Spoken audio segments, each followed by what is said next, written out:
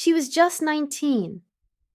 When Diana stepped into the palace, the world called her lucky, a fairy tale bride with a royal title.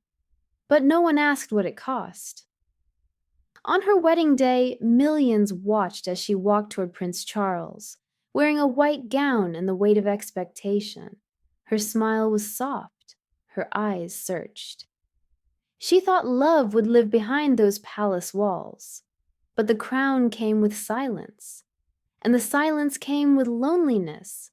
Behind closed doors, protocol replaced affection. She dined with strangers. Her words were measured. Her tears? Hidden. The only time she felt real was when she wasn't pretending. One night, Diana scribbled in her journal, "They gave me everything, except someone to hold my hand when the lights went off." From the very beginning, Diana was adored by millions and abandoned by the few she needed most. She wasn't wearing a crown. She was carrying a cage. They called her the People's Princess. She was the woman who bent down to hug children, who held hands with AIDS patients when others wore gloves. Diana smiled not because she had to, but because someone needed it, and that someone was never her. Crowds followed her. Cameras adored her. Magazines sold millions with her on the cover. But when she got home, the silence was deafening. Her calendar was full. Her heart was empty. She gave the world softness in a world growing sharp. She gave warmth to strangers when her own marriage had gone cold.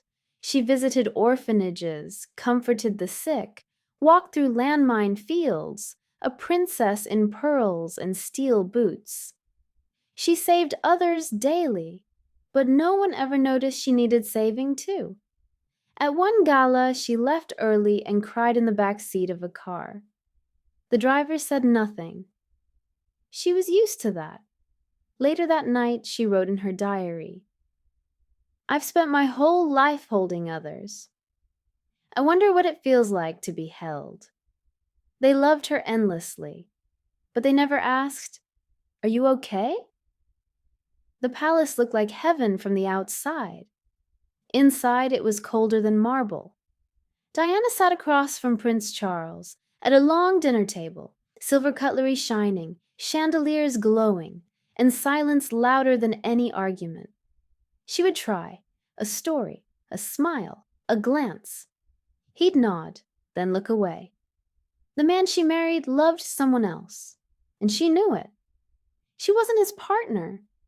She was a public accessory, perfect for photos, forgotten in private.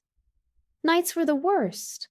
Alone in her bedroom, she'd cry into a pillow while the palace staff moved like shadows. They heard her tears. No one knocked. Some days she'd wander the endless halls, whispering to herself, "I'm here. Can anyone see me?" She started shrinking inside, smaller and smaller, until even she could barely find herself. At one point, she said to a friend, "Everyone wants a piece of Diana, but no one wants all of me." The sad, messy human part. And behind those palace walls, that's all she ever really was. She stopped asking for love and started giving it to herself.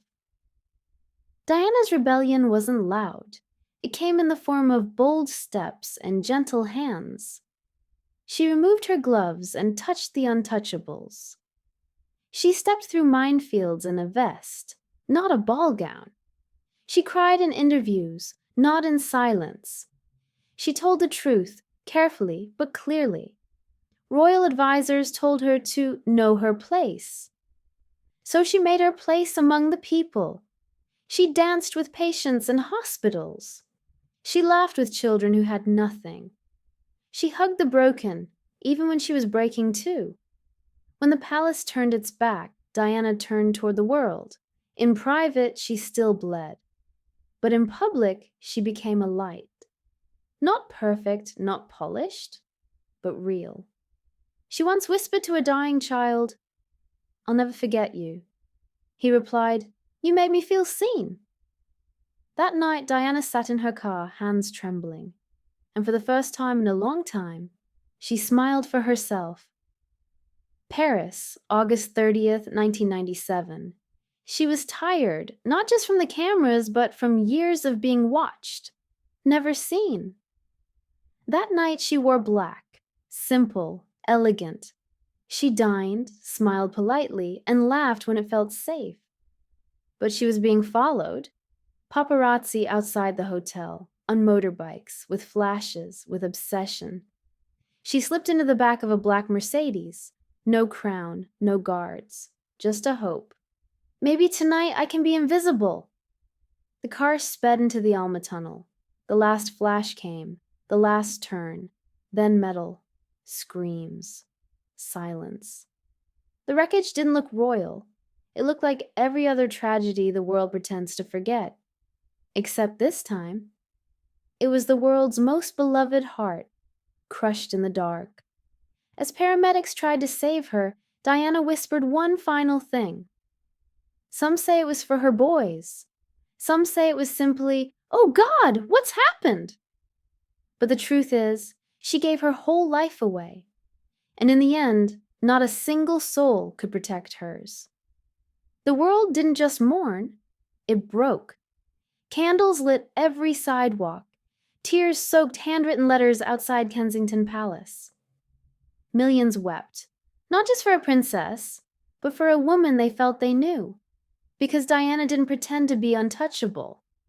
She was real, flawed, human. And that's what made her unforgettable. At her funeral, the silence thundered. Her sons walked behind her coffin, small, strong, shattered. Elton John sang, "Goodbye, England's Rose," and a nation bowed its head. But Diana's story didn't end in a tunnel. It grew in every heart she had once touched, in every little girl who watched her and learned to be brave, in every stranger who felt seen for the first time. She once said, "Carry out a random act of kindness, with no expectation of reward, knowing it may change someone's life." She changed thousands, but never got the chance to be saved herself. That's a tragedy, but also the lesson. Because her legacy isn't a crown. It's not marble or gold. It's a reminder that even those who shine the brightest might cry the hardest when the lights go out. And maybe, just maybe, the ones who save everyone are the ones we should have saved first.